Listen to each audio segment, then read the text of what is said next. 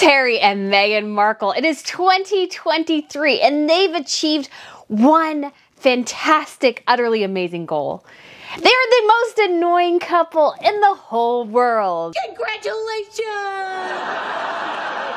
Hello everyone, welcome to Royal News Network. My name is Brittany and today is the first day of 2023. And I think really it is the beginning of the downhill spiral that will become the brand Sussex. Harry and Meghan, they're on the outs. Nobody seems to like them, and the more they talk, the less people like them.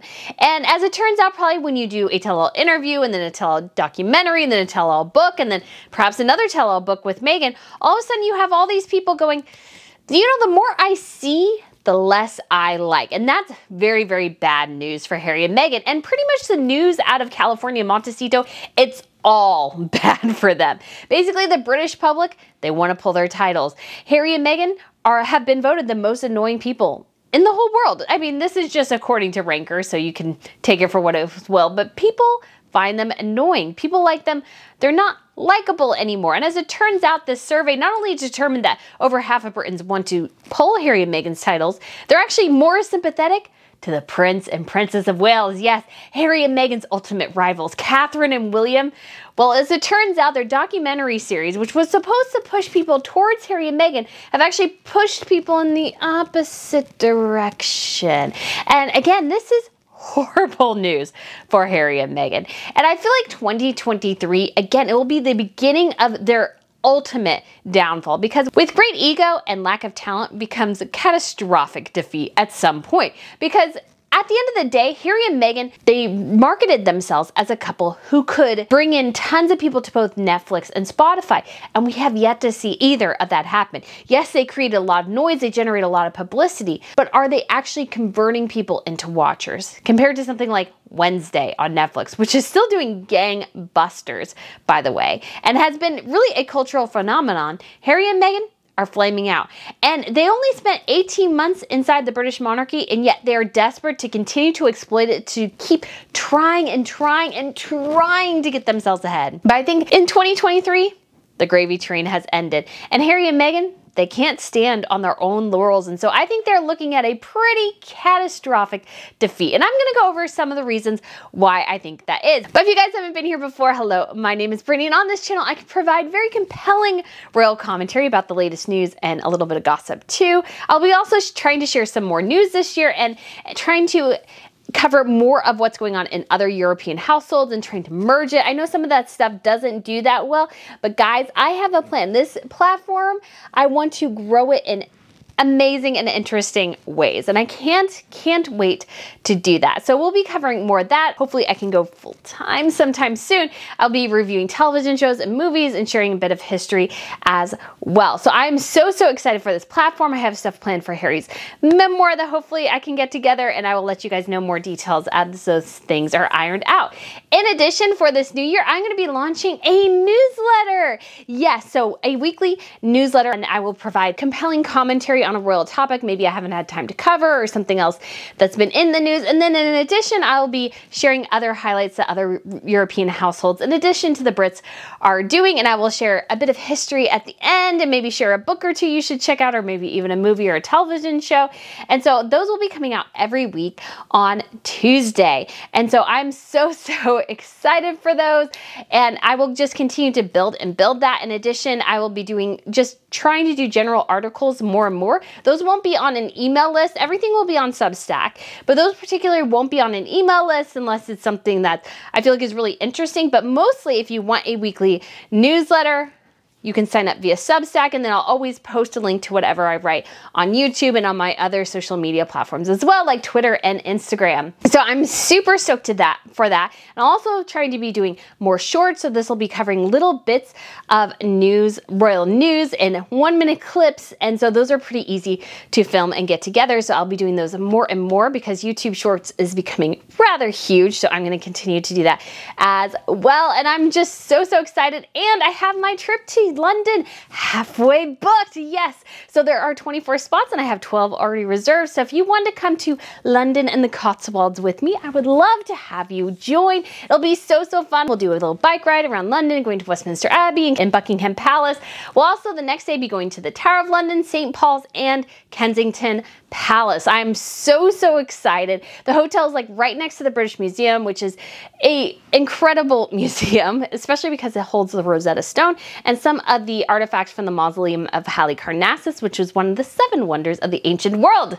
I bet you didn't know that. I'm very hyper today and I'm just super stoked because I'm so excited. I'm about to hit 80,000 subscribers. So if you have not subscribed yet, please go ahead and do so.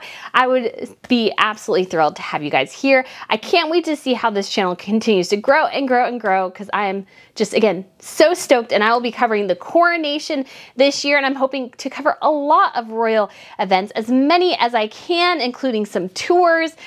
Really fingers crossed, guys. Catherine and William going to Australia and New Zealand. I'm hoping that happens with the kids. In April is when I'm hoping it happens because that's around the kids' break, spring break. So, guys, let's hope that happens. I think that would be fabulous. And so all that to say, back to Harry and Meghan.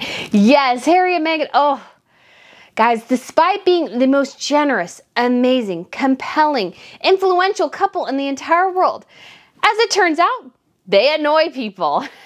Are they surprised? They shouldn't be. They really shouldn't be. Their PR is awful. They don't make it any better by talking way too much. I feel like one of the big things that Harry and Meghan have done so poorly is that they've made themselves into the saviors of humanity without actually doing anything to justify. And I don't think anybody should say they're the savior of humanity. That's generally not a good thing. That's a bit of an ego trip. But I feel like the way they portray themselves, it just turns people off. And when you watch the reality TV show, although it is compelling in certain ways, it's also just one giant vanity project, which everyone is calling them out on, going, you're telling us a lot, but at the same time, yeah, we're not totally buying everything either. And so I feel like this puts Harry and Meghan in a very tough spot, and they don't know what to do. But I just love that they have been ranked the world's most annoying couple. I just feel like that's just so keen. But here are 6 other signs that things are not going very well for Harry and Meghan. And I think this year, 2022, they had a little bump at the end with the reality TV show, but most of their press has been negative. And I feel like that trend is continuing. Actually, when I went to the store today, I picked up a new magazine because in her interview with Oprah Winfrey, I think it was, or maybe no, it was her engagement interview, Meghan was like, well, I don't read the gossip magazines, and they don't cover royals very much, here in the States. So I don't know. And that naivete, I'm like, honey, I used to be religious about buying US Weekly, People Magazine, and In Touch every single week. And I read them every single week. And yes, there was stuff about the royals in them. Now, it's changed a bit. I feel like it's grown because Catherine came into the picture. And she was just the young new thing. And then we have the kids now with George, Charlotte, and Louis. And always it's going to be the case where the girls are just going to grasp more interest, especially because those magazines are female-centric. They're designed to catch the attention of women mainly. And so I feel like as Charlotte will grow older, because she's the girl, she'll be the Princess Royal and everything, she will gain a lot of attention as soon as she becomes of age. So she'll have a lot of attention. But I thought this was interesting that I saw and picked up at the grocery store today. Because again, I like to push against Meghan's narrative, and so I'll pick up the magazines that obviously are showing that I think even the American media is turning against them. So it is the latest Us Weekly, and it says Harry and Meghan's big troubles, trapped in $15 million prison paradise. This wasn't part of the plan. Now, it's just a bit piece. It only has perhaps 500 words at the most, and I think that's being generous. But it's basically talking about how Harry and Meghan, things aren't going well, and they're panicking, and they're putting out fires constantly, and that they found themselves trapped. And I think it's not just that they're trapped because of the bad media and the bad press and the bad reaction to the reality TV show. I think at the end of the day, they are trapped by Meghan's own narcissistic ego that has really driven them to ruin, because I don't think she really knows what she's doing, and Harry has absolutely no idea what they're doing. And Meghan, unfortunately, just never had the talent to make it in Hollywood, which is why she didn't before. Though she had Suits, she had a couple other things. Really, if you really look at her career, it was pretty middling to barely existent. Besides having one show, she was not a great... There's even some people who are great character actors who guest star on a lot of things. They may never have a starring role in something, but they guest star on a ton of stuff. And so you recognize their face, maybe not their name, but they get a lot of work. Meghan, once Suits was done, that was it for her career, I would bet you, because she was aging out of that young hot thing and she just didn't have the acting chops to back up anything else. Meghan's desire to finally make her Hollywood dreams reality has been an epic disaster for them. And again, they're a most unlikable couple. And so here are 6 of the other things that are just giant red lights, warning, slow down, that things aren't going to go well for Harry and Meghan. Number 1 is the coronation. So the coronation will happen on May 6th. I will be there. I have my plane tickets. I have my hotels, guys, and I've had that hotel booked since the date they announced it. I got my airline tickets last month, and so I am so stoked to go. Super excited. It's going to be awesome. But the huge question is, what will Harry and Meghan's reaction be? And again, I have posited in a video, and I still think this will be the case, that they will be treated at the coronation much like they were at the Jubilee. What I mean by that is Harry and Meghan will be very publicly shoved to the side and shoved to the background. And they will be there, but they won't be on the balcony. They won't be at a massive diplomatic reception dinner that I'm sure is happening with all the foreign dignitaries and royals visiting, much like they were at the Queen's funeral. And so I feel like they will very much have a back-facing role. They will be bit characters instead of side characters. So they will be the no-name extras, basically. Well, not totally, but they will be the extras with 1 or 2 parts rather than somebody who has a guest starring role or even a starring role. Now, obviously the star here is Charles and the co-stars are Catherine and William, if you're looking at it from a Hollywood style standpoint. But I think that it still stands that Harry and Meghan will once again be very publicly, in a way, humiliated by the palace by very much shucking them to the side when they feel like they should be the stars in the front row. But again, it doesn't make any sense politically, diplomatically, anything to put Harry and Meghan at the forefront because they're no longer working royals. And again, I feel like this will be super hard for Harry and Meghan to stomach because in their minds, they are the stars, especially Meghan. Meghan thinks she's the greatest thing since sliced bread. And what her reality TV show has shown us is that, again, she's a one-trick pony. So all she has is harping on this royal thing. And unfortunately, the royals, to really put their best face forward, they need to invite Harry and Meghan, but they also need to make the line clear is Catherine and William and the other working royals, they are the co-stars of this. You are the background bit players. You'll be placed perhaps even behind Zara Phillips. Harry and Meghan at the Jubilee were very much shucked to the second row right next to Sarah Chateau. And Sarah Chateau is Princess Margaret's daughter. And they were even seated inside the row. So Princesses Beatrice, Eugenie, and their husbands had to leave and Harry and Meghan had to scoot inside. That's pretty telling. And I feel like the coronation will be very much the same. And I feel like it will once again damage their brand to look like very much they're so desperate for the monarchy's attention and the adulation and the attention the monarchy gets, yet they've publicly left it. They made the decision to leave and yet are just desperately still clinging to it. And I feel like, again, that really does tarnish their reputation because if the monarchy is as terrible as you said, if the British media is as terrible as you said, if even the godfather of your own child, so this is Tyler Perry, refuses to go into any Church of England all because of how the monarchy allegedly treated you, why would you want to go back? Why would you care to? It doesn't make any sense. And I feel like more and more people are catching on to this, is this desperate two-facedness that Harry and Meghan have, desperate to be part of the monarchy, and yet desperate also to fight against it. And those things, they're like water and oil. They just don't mix. The next thing is Netflix. Netflix. Did you know that Harry and Meghan released a documentary series yesterday?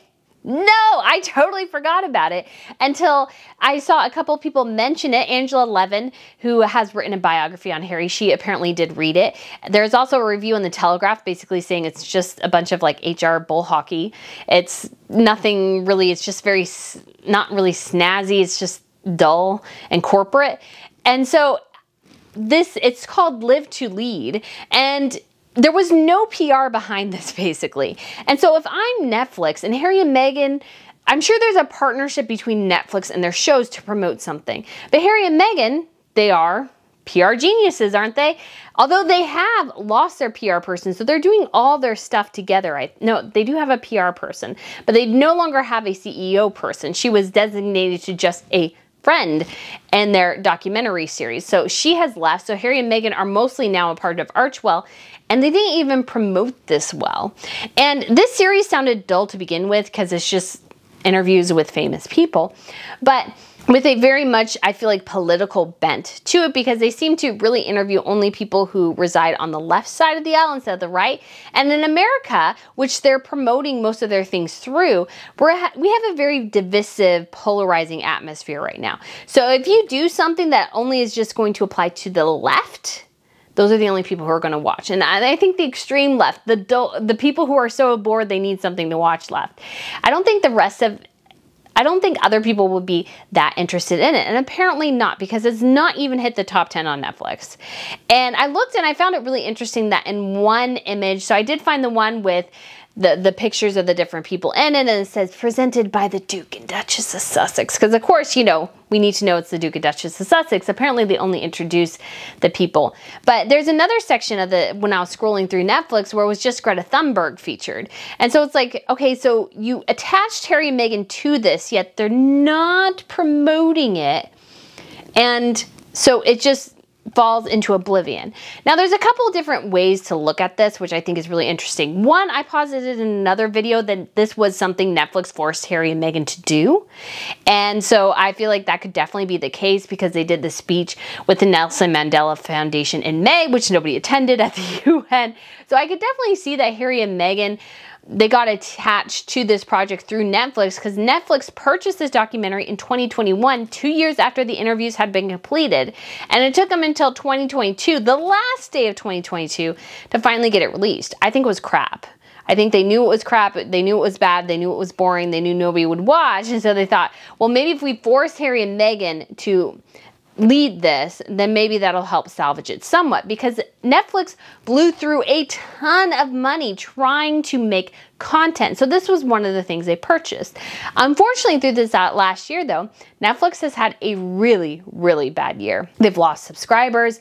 Their market share has gone down quite a bit. They've had to give money back to advertisers because they introduced an aspect or a subscription plan where you could pay less and you would have to deal with commercials. Well, not enough people watch the commercials, so Netflix had to give back some of that money to advertisers.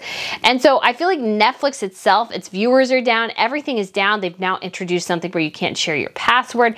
So I feel like Netflix has taken a huge hit this year. Yes, they had a couple of hits like Dahmer and Wednesday. And you could also argue the Harry and Meghan documentary was something, their reality TV show was something that did quite well for them. However, what did it convert in the way they actually needed it to?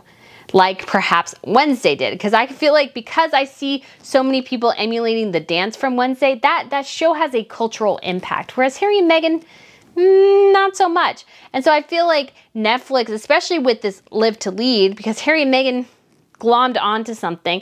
And I wonder too, and I will say Royalty posited this because they are from Boston and supposedly a PR expert, that Harry and Meghan may have been contractually obligated to do something, so they bought onto this because they didn't have anything else and they need to get a second thing done by the end of the year, and this is what they came up with because they can't do anything else. So I think this is a huge sign that they are struggling to come up with original content.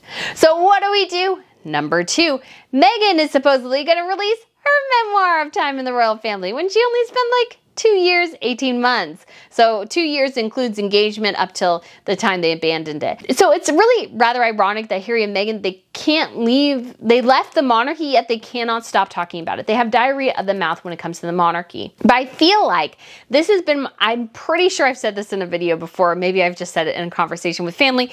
But the problem with Harry and Meghan is that once you give away the biggest thing, you could say that was in the Oprah Winfrey interview, the comment about Archie's skin tone, that Kate made her cry. Those were Meghan's perhaps biggest revelations.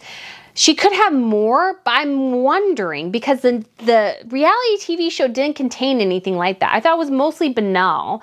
They tried to make things out bigger than they were, but I think, you know, one of the biggest things that you could take away from the reality TV show is that Meghan was so untrusted by the monarchy. They had so little trust in her. They wanted to make sure she was off the flipping continent before they even talked to Harry. She had to be off the continent in Canada before they would even consider meeting with him.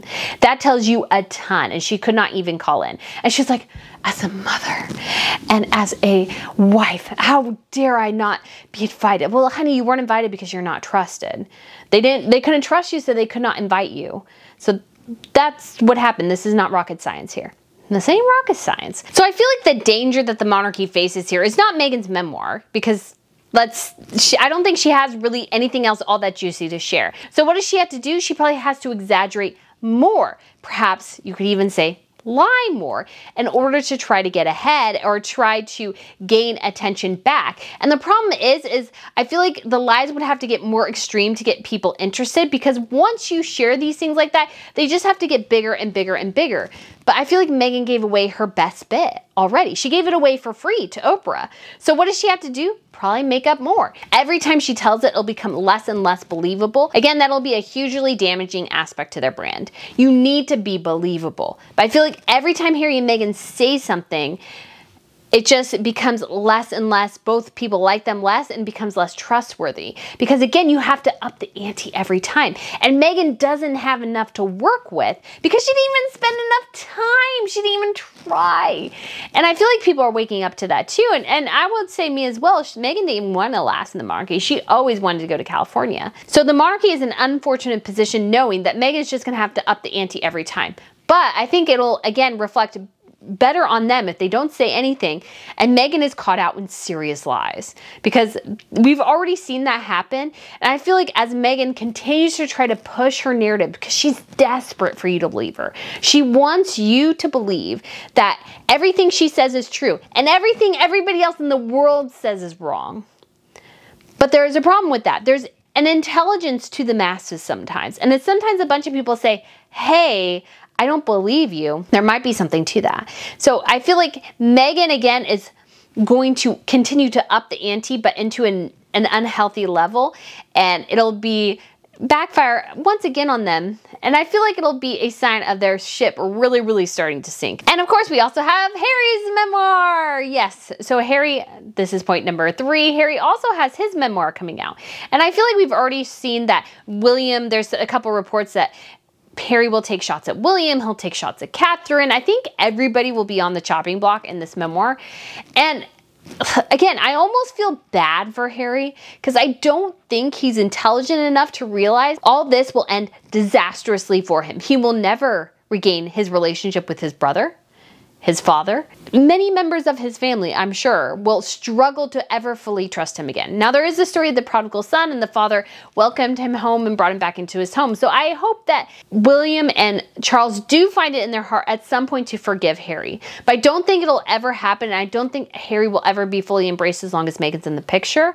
And I feel like this memoir, this may be a catalyst for Harry never really spending any time with his niece and nephews. Now, I know he doesn't spend a lot of time with them anyways, but I wonder if he perhaps will never spend any time with them ever again. That he will be actually physically separated from the rest of his family, especially children, because they trust him so little, because he's damaged things so much that even the simple interaction with a child is something when they go, is this okay? Can he be near George? Do we have to worry? And again, I just feel like that's incredibly sad, an incredibly sad reflection on who Harry has become because of Meghan. Now, granted, Harry, I think, was always probably a bit spiteful and everything, but I feel like Meghan, Shallon Lester, I don't know if you've heard of her, she was actually featured in Harry and Meghan's reality TV show. She was one of the haters, even though she's only done a handful of videos on Harry and Meghan compared to her, larger threshold, all the other videos she's done.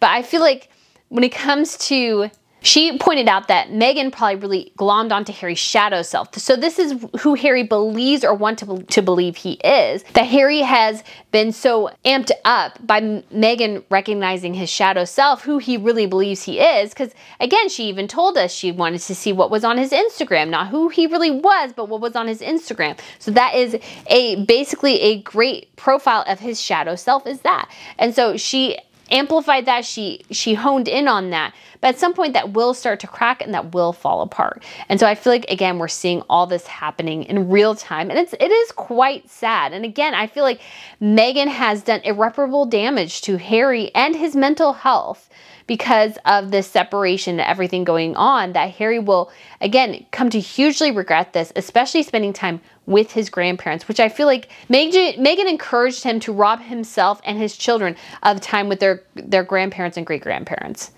because they needed to leave because Meghan wasn't safe. It wasn't good enough for Meghan. They didn't love her like he did. They didn't worship her like Harry worships her. And again, I just find it incredibly sad. Number 4, we have Spotify. So what's the future for archetypes? No idea. No idea. Meghan apparently implied that it was going to come back for season 2, but will it? Because honestly, I find her podcast excessively boring. It's grating, it's annoying, it's vapid and vain and dumb. Quite frankly, there's just nothing deeper to it, really. There's nothing really deeper to glom onto. And she's not a great interviewer. When people wouldn't go along with her narrative, she couldn't roll with the punches. She was like so desperate to prove her opinion that when Mariah Carey challenged her and go, "Hey, honey, you're a diva," Meghan completely flipped out about that. She even mentioned at the end of the video, my butt was sweating. I was like, getting freaked out that she called me a diva. I was like, honey, there are worse things people can call you than a diva. And honestly, you are a diva. And Mariah Carey spent the entire interview with you telling you that she loved her title as a diva, that she didn't care. Who cares?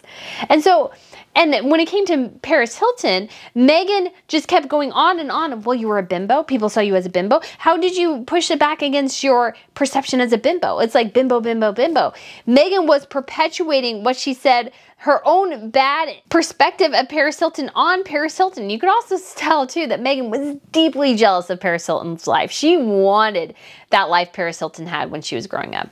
And she's sort of now created it, but not really. Because again, somebody mentioned this in a comment, I think it's so true, is that why the Kardashians work, why Paris Hilton works, and other people work, whereas Harry and Meghan don't, because they're all narcissists and they all thrive on self-promotion and everything, is that Harry and Meghan continue to proclaim themselves as the saviors of the world. But they haven't saved anything. They're not doing anything. They do the bare minimum and want, it seems like, the whole world to just go and bow and kiss their feet for how great they are for giving a bunch of bagels and coffee to a group in Washington, D.C., which probably cost them $150. And so it's, again, it's that disconnect between reality and everything that I feel like people are really recognizing with Harry and Meghan, and it's why their narcissistic self-obsession is not working. And I feel like Spotify is probably wondering right now and considering what to do with Harry and Meghan, because I don't think Meghan's podcast has performed the way they wanted it to. There was a Variety article talking about how they gave this huge contract to Joe Rogan, and he still blasts everything out of the water when it comes to his podcast. Harry and Meghan, I mean, they mentioned Meghan's podcast, and it was supposedly got into, I think, the top 10. I don't even think it hit the top 5. And everything basically is well below Joe Rogan. So Joe Rogan, his podcast is only available on Spotify now. And a lot of the other podcasts that were in the top, some of them were available on multiple platforms. Yet Meghan's is only available on one, and it's not really even in the ballpark. That's not a great sign. And I think the other question is, does it have staying power? I think that's what Spotify was waiting for. Does Meghan Markle's podcast, does it have this staying power it needs to have? So just checking right now, Joe Rogan, still at the top. Well, let's see where Meghan's podcast is. Not there, not there. Nope. Oh, it's number 44. It was actually higher than I thought. But let's see if any of the episodes, because I feel like in terms of podcasts, I feel like whatever was at the top, it was a combination of not just views, but of media mentions and stuff. That's what Spotify said. So let's see. Are there any episodes of Meghan Markle's podcast that are in the top 200? Let's see. All right, guys, I've scrolled through the entire list, and I do not see a single episode of Meghan Markle's podcast that is still in the top 200 episodes on the platform. And again, why is that important? Well, Meghan Markle's podcast technically should be something called evergreen content. So that means you can check into it now, you can check into it a couple months from now, a year from now, and the content still holds. So my content to a certain extent is not quite like that. I want to produce more evergreen content at some point, but most of my content is reacting to the news because this is generated by news. But I want to do more historical content. Like I did a video on Elizabeth Bathory, who was, you could say, one of the historical inspirations for the story of Dracula. And I did that video knowing that perhaps it wouldn't do well right now, and it didn't.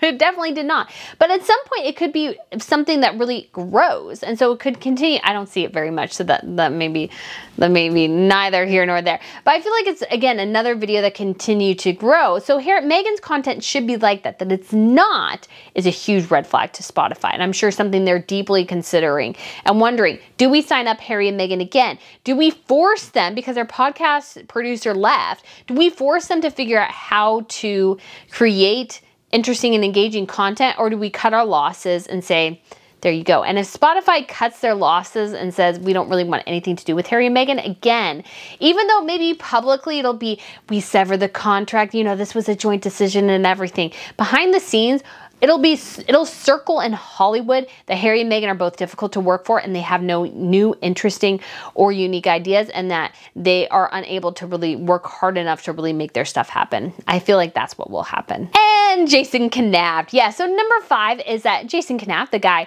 that Meghan basically had a little mini blow up on in the reality TV show. So go ahead and take a watch here. Deal with that. Like, how on earth, like, he works for his brother. Like, I know. It's your brother. I'm not gonna say anything about your brother, but it's so obvious. It's like, I feel like we saw Meghan's real face come out a bit there, that she was like, oh, that's your brother. And it's like, well, maybe not. So Jason Knaft is the guy who basically tried to run it up the chain of command that Meghan was a bully, that he was worried about staff members. He was worried about Meghan's behavior. And he was called on as part of the case Meghan did against the Daily Mail to provide evidence. And what he did, and it was sort of at the last minute, is that, because most royal aides are under NDAs. They're under these NDAs that prevent them from chatting about their experiences. But Jason Knaft is very close with Catherine and William. And so he provided evidence Meghan said she lost. So Meghan said that she didn't have text messages from that time that the Daily Mail was asking for because, well, everything deletes after 90 days. But Jason Knaft had the emails. He had the text messages. And so Meghan was very clearly caught in a lie. She was very clearly caught lying to the court, and they decided to give her the benefit of the doubt. But I mean, you can just feel the international eye roll going, really? You really lost that? Yet this guy has it? I mean, come on now. And so it was just very clear, too, that Harry and Meghan had worked with Omid Scobie for Finding Freedom. That's what Jason Knaft also confirmed. And so he very much put Meghan Markle in a bad light, and I feel like she really, really didn't like that, given her little blow up. However, the monarchy has decided to gift Jason Knaft with a Royal Victorian Order. So yes, he will become a member of the Royal Victorian Order. It was part of the New Year Eve handouts. And so that is a huge thing for Jason Knaft. I feel like it's a huge screw you and turning the screws on Harry and Meghan to gift the guy who's made their lives to a certain extent a lot more difficult because he does not like them, I don't think, A, and recognize who they really were and what they were really doing, B. It's being given this great award by the British monarchy, the institution that Harry and Meghan hate with all passion, especially Meghan. And so I just feel like that, again, once again shows that the monarchy's backs are with their staff members, it's with their teams, it's not with Harry and Meghan. They're not there to defend Harry and Meghan, they're there to support their staff members and their teams. And I feel like giving and gifting Jason Knaft this great title is something that reflects that. So we will see him at some point, probably gifted this by William, and it'll be, I feel like, a great moment and when you'll see him and there'll be a lot of smiles. They did this with the woman who protected Catherine for many years and continues to. They gave her a an official honor. So I feel like, again, we'll see this more and more with Catherine and William as they push against Harry and Meghan. All right. Number 6 and the last one is that the British citizens, hey, Harry and Meghan, we really don't want you to have titles anymore. So YouGov, on behalf of the Times, did a poll about Harry and Meghan, and they found out that, hey, most of the British citizens are like, we aren't supportive of you having these titles anymore. So here's what the results indicated. Should Harry have his titles removed? 44% said should have his titles removed. 32% said should not. 24% don't know. That's not a good sign for Harry and Meghan. So that means the majority of people within that poll want their titles to be pulled. And so they'll give the government more incentive to go down this direction. The survey participants were asked, how has the documentary changed your opinion about Harry and Meghan? 33% said no difference. I still have a negative opinion of them, basically. 23% said made them like Harry and Meghan less. 23% said did not know. 13% said no difference. I still had a positive opinion of them, and I did before. And then 7%, only 7% have felt better for Harry and Meghan. And when it comes to sides, now while for the younger people, most of them 18 to 24 are on Harry and Meghan's side, the rest of them are on Catherine and William's side. So from 25 to 65 plus, the majority, or at least most of the participants, are on the side of William and Catherine. So yes, an epic failure for Harry and Meghan in so many ways. And that's what I feel like 2023 will be. It'll be the inevitable fallout of all these disastrous decisions Harry and Meghan have made. I feel like their titles are definitely on the line. Definitely the titles of their kids are, I don't think, gonna happen. And I feel like the monarchy still is waiting to hope maybe some of that, baiting them with the carrot, may help them get more in line. But again, I feel like this whole thing is looking at Harry and Meghan, and it's going badly for them. They are the most annoying couple in the world, and they have no clue how to fix this, because Meghan Markle, she's somebody who's desperate for attention. She's desperate for the spotlight. She cannot stop talking and trying to get in front of people, and every time it gets worse and worse for them. And I feel like 2023 will be the downfall of Harry and Meghan for sure. So guys, thank you so much for watching. I look forward to seeing you guys again super soon, and go ahead and check out the description box down below for details about the trip and the newsletter and so many other things. And I'll also try to link my outfits below too if you want to. So guys, thanks again for watching, and I look forward to seeing you again soon. Bye.